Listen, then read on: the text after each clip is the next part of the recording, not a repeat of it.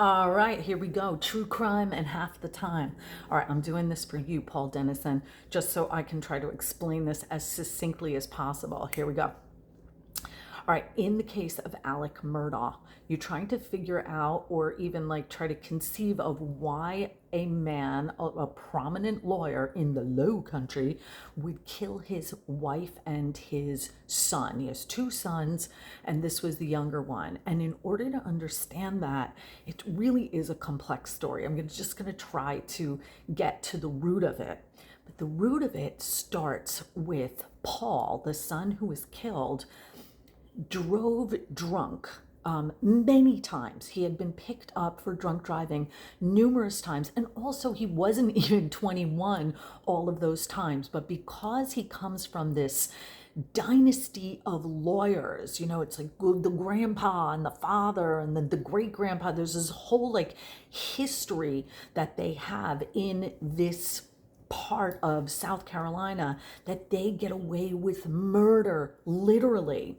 So so the son gets picked up a bunch of times. He's a big drinker. He drinks so heavily that his friends have a nickname for him when he gets too drunk. They call him, they say Timmy came out, and when he's drunk, he's belligerent, he's argumentative, he's hit his girlfriend. She testifies to that he slapped her around.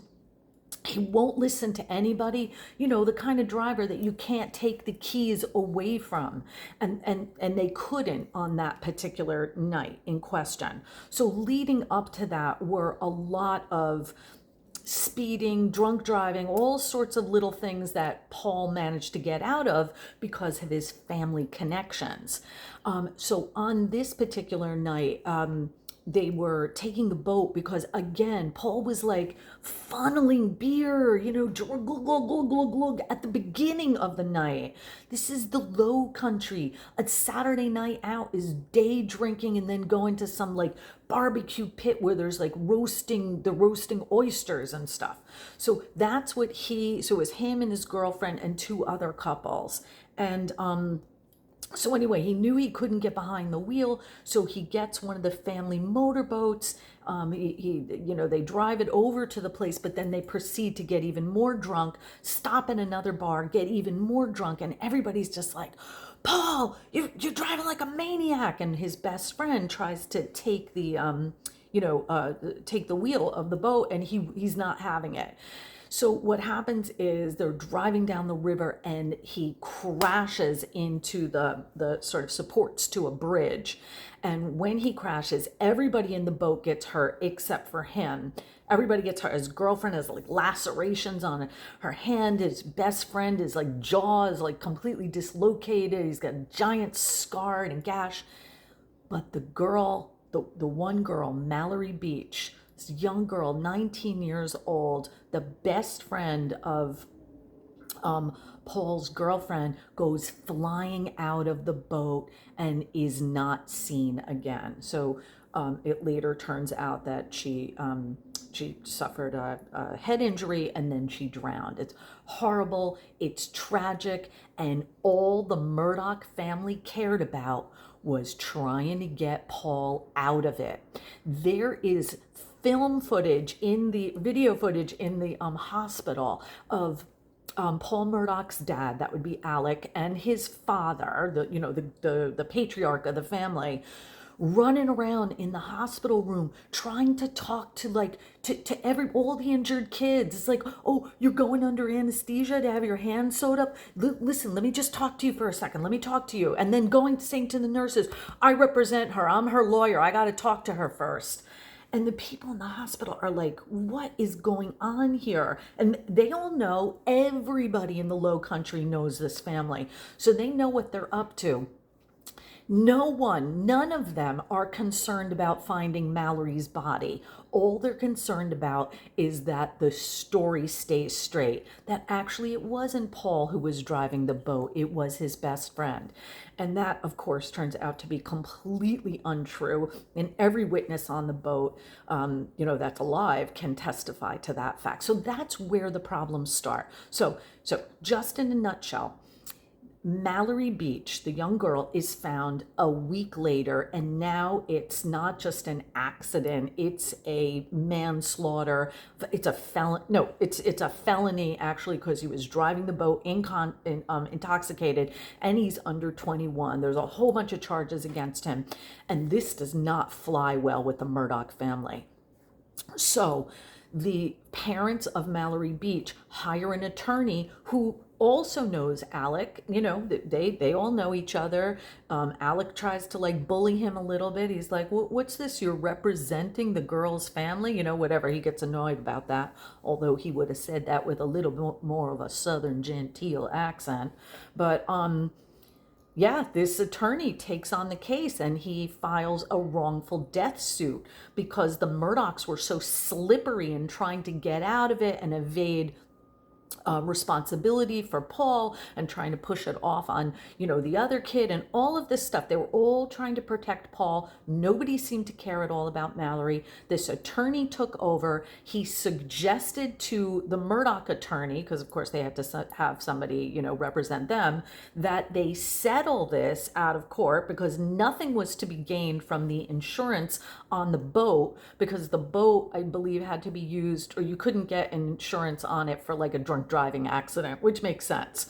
The boat was like a fishing boat. So anyway, the Murdaugh family does not like this. They're not taking well to this. And the attorney gets a little aggressive. He's like, listen, you need to settle, and for no less than $1 million. And Paul tells him, I'm broke. And the other attorney's like, you're broke? How are you broke?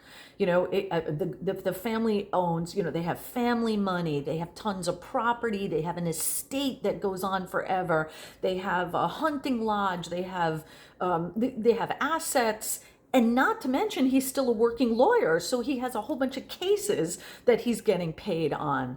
So the Mallory Beach family attorney digs in deeper. They go into the finances to find out what's going on, and that's when they uncover that Alex Murdaugh has been stealing money from his law firm, for which he is obviously a partner.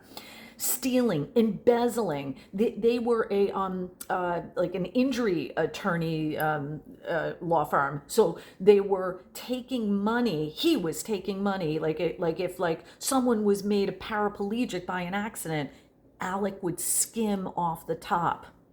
He took money from cancer patients, from little kids, children whose parents filed lawsuits, and from people who were, you know, crippled by accidents. Didn't matter to him. He just took and took and took and took, and skimmed off the top constantly. And then he revealed that it's because he has a pill problem. And so, and like at $50,000 a week, that's how, you know, serious his drug addiction was. So there is where the sort of like snowballing begins, or the house of cards, the Murdaugh cards fall apart, because you've got the wrongful death suit, you've got an investigation into the finances of the lawyer who says, I'm broke, I can't pay the parents of the bereaved parents of this dead child who my son is responsible for the death of because of his irresponsible, idiotic, entitled behavior. And then that leads him to just panicking and killing his wife and kid so that the financial heat will come off of him, because who is going to make him testify? He was supposed to be deposed a few days later about his his finances and his embezzlement and all the things that they uncovered. Who's going to make him do that when his wife and child have just been murdered? So that's where it goes. And then, as if it couldn't get weirder, a week after that, someone shoots Alec in the head. And by the way, his name is spelled Alex, but for whatever reason, he likes to say it Alec. Sometimes you'll hear it as Murdaugh, and sometimes you'll hear it as Murdaugh. I don't know. It's just, it was the way the guy decided to, Alec himself decided to pronounce it. Anyway, so So that all happens, and then it's uncovered that he hired somebody to shoot him in the head so that his remaining son, Buster, could get all the money from a life insurance policy or a number of policies or whatever. But as we can see, that didn't work because he survived that head wound, and the guy who shot him was like, you know, some like family handyman or something that he coerced into shooting him and said, "Oh, don't worry, I'll take care of you."